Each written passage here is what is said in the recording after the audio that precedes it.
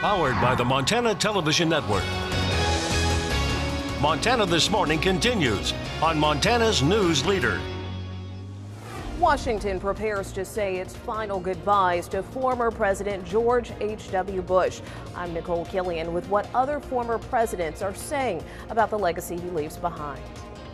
There's an uptick of dogs in Bozeman getting kennel cough. I'm Adair Spab, and coming up, I talk with a vet to see why this is happening.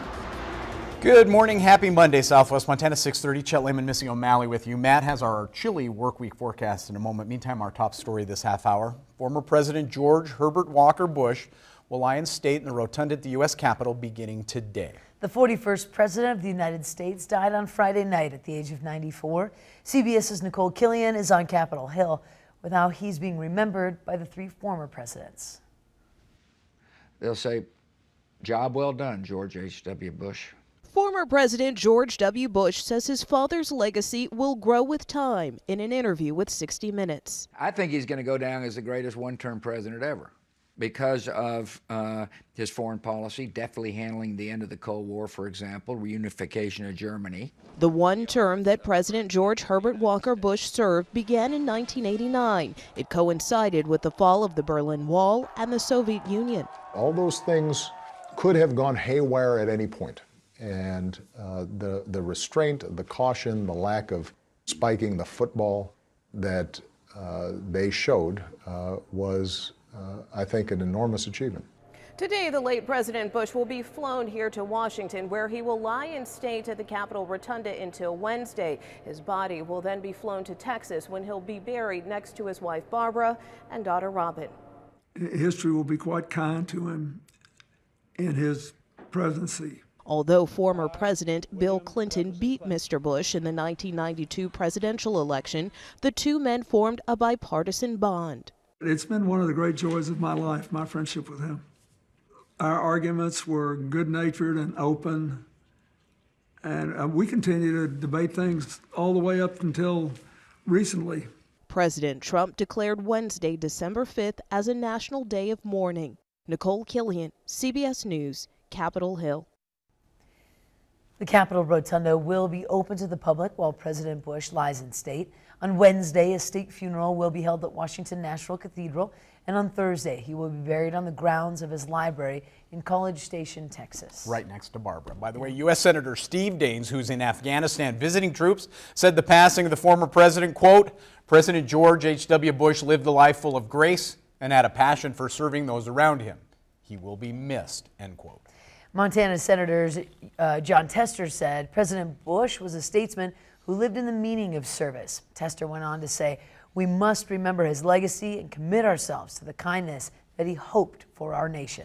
And Congressman Greg Gianforte, also reacting to the death of George H.W. Bush, said, quote, "Our hearts are lighter knowing he is reunited with the love of his life. Barbara, as our grateful nation mourns and celebrates President Bush's remarkable life, Susan and I pray for the Bush family," end quote. Very Lots beautiful. of nice words out there. And I think the most striking, though, was President Clinton, his rival in the election. Throughout the rest of his life, they remained close friends. I loved how they always gave each other funny socks. The socks were a big deal. That's exactly right. A tribute to all. We should all wear some funny socks on Wednesday. That's a great idea. Former President Bush. That's a great idea. I'm not even sure I have socks on, but we'll check on that in a minute. There'll be alpaca by the end of the week, Matt, if you keep saying what you're saying. Yeah, it's going to be cold. The mornings are going to be the toughest, so I'm sure we'll see them in here before it's all said and done, probably with all three of us. Temperatures into the teens and 20s, slightly below zero in West Yellowstone.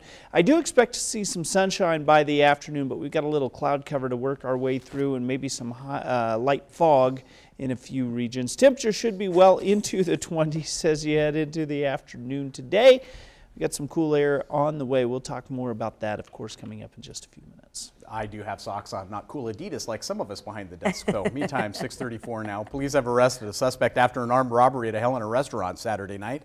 911 center received a call just after 10:45 that Taco John's on North Montana Avenue had been robbed at gunpoint. Authorities say the suspect came in, demanded money, and forced the employees into a walk-in cooler. A few minutes after the call, an officer found someone matching the suspect's description about a block away from the restaurant. Police say they took him into custody, recovered money and a weapon.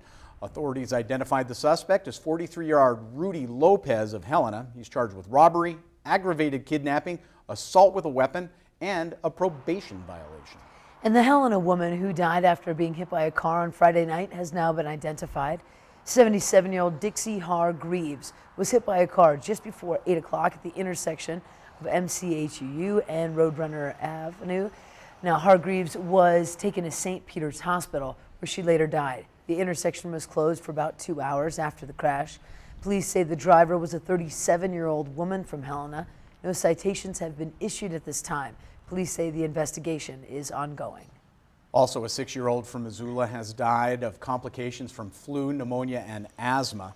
The family of Allison Eagle, a speaker, is in mourning after the loss of their daughter, a kindergartner at Russell Elementary School in Missoula.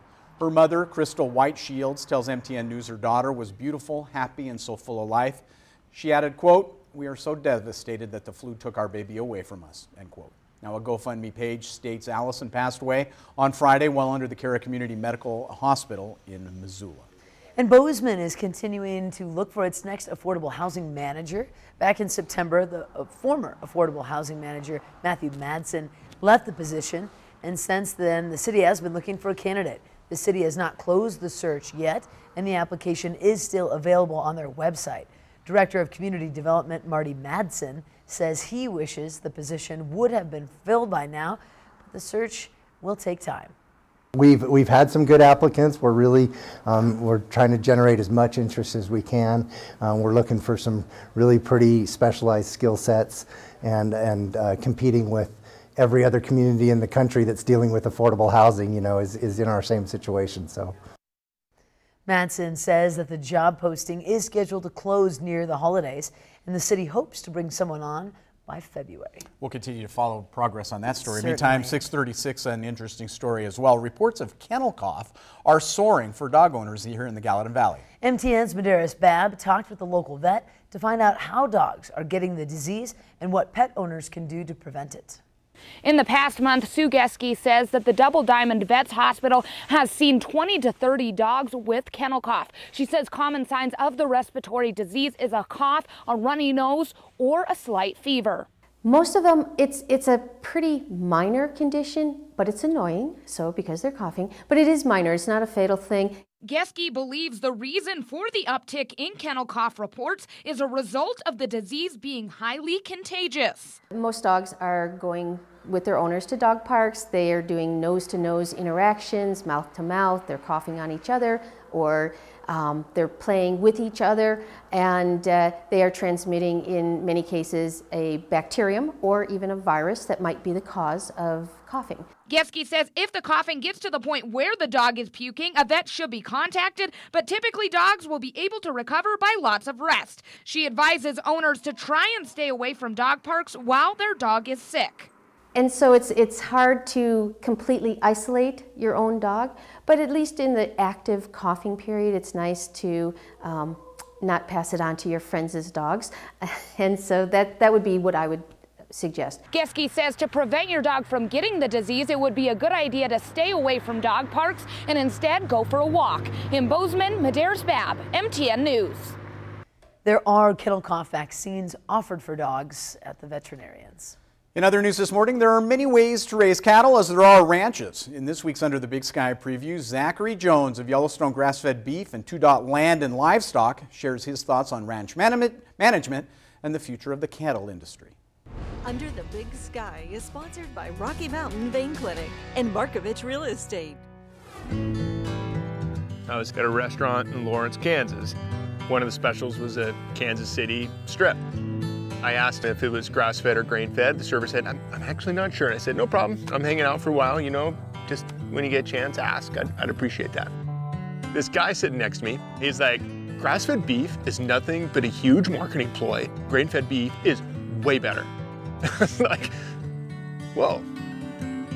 I explained that we have a local artisanal grass-fed beef company we have for 10 years, and I've managed ranches, you know, in Florida and Montana and South Dakota and Hawaii and New Zealand. And it's not that I know everything, but I'm pretty informed on the topic. He was like, I think I came on a little strong. I'd like to actually hear a little bit more. I started with something that's pretty much unarguable. Cattle, or large ruminant animals, have evolved in this world to eat grass. And not just grass, forbs and legumes and trees and brush and scrub and you name it. That's what they're meant to eat. Grain-fed beef in a feedlot situation, they may only be eating maybe 5 different plants. On Two Dot Land Livestock here, we probably have 250 to 300 different species. The diversity of plants that these animals are eating creates a more diverse mineral and nutrient profile in the meat, and therefore healthier for you too. Also, grain-fed beef has more unhealthy fats in it, especially if consumed all the time. So we had actually a decent conversation, so that was good. Now it'd be great if we had an opportunity to have discussions like that with lots of people. I think we as ranchers, especially holistic thinkers, we have an obligation to have those conversations when they come up, but do it in a way that doesn't disrespect or make a judgment.